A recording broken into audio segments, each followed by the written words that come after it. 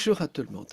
Êtes-vous validiste? Oui, vous avez sans doute déjà entendu ce terme étrange issu de la novlangue et qui désigne tout ce qu'il faut rejeter dans le domaine du handicap. Un peu comme pour un chrétien diable où Satan recoupe l'adversaire par excellence.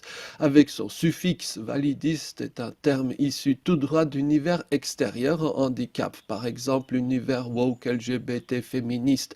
Il est le pendant handicap des termes racistes, sexistes ou autres.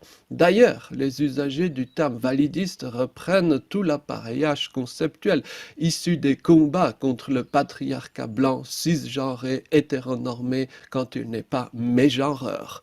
Souvent d'ailleurs, les cadres du mouvement contre le validisme sont directement issus de ce que l'on appellerait l'activisme woke intersectionnel, LGBT ou de la théorie raciale critique, pour parler comme les Américains.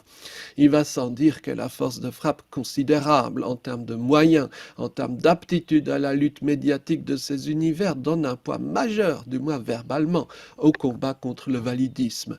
Toutefois, le handicap est-il assimilable au combat, par exemple, LGBT? Les concepts usuels tels que microagression peuvent se comprendre. Par exemple, pour une personne qui est victime de racisme et qui se porterait sans doute mieux en l'absence d'attitudes racistes. Ou s'agissant d'une femme qui réussirait mieux sa carrière sans les attitudes misogynes.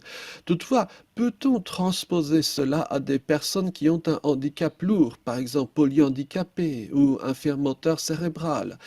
La priorité est-elle alors la lutte contre les regards validistes lors des soirées au casino, la lutte contre les freins dans la progression hiérarchique dans la belle carrière, ou dans l'organisation de ce que l'on appelle la Pride ou la Gay Pride anciennement, ou alors au contraire le maintien des milliers d'heures de boulot humain et discret, à commencer par faire la toilette de la personne.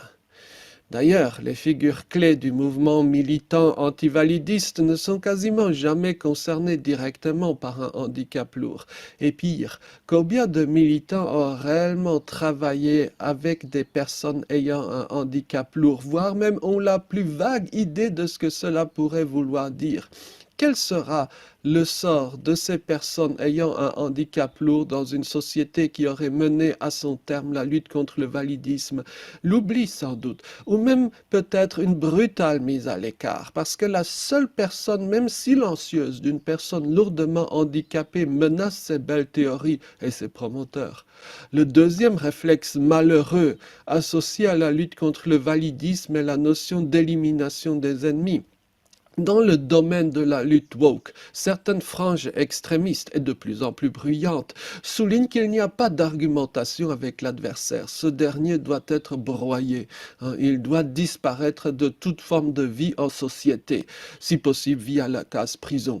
Pour certains éléments, tous les moyens à cette fin sont bons, et la virulence des représailles peut être stupéfiante sur les réseaux sociaux. Et pas que. Dans l'univers du handicap, concrètement, on peut hélas constater que les cibles premières des combats antivalidistes sont de facto toutes les autres personnes et associations œuvrant dans le domaine du handicap. Vous qui vous épuisez depuis tant d'années à œuvrer silencieusement pour telle personne lourdement handicapée, qui avait des insomnies parce qu'il est difficile de recruter dans le domaine du handicap, sachez-le, vous êtes validiste et vous devez être éliminé. Dès lors, la lutte contre le validisme est un boulet de démolition contre tout ce qui a pu être mis en œuvre en matière de handicap. Et si, au contraire, le handicap pouvait permettre une réflexion, une maturation humaine, que l'on soit soi-même religieux ou non, les siècles d'expérience de la pensée religieuse humaniste en matière de handicap lourd peuvent être bien plus profonds que les dernières créations rhétoriques des réseaux sociaux.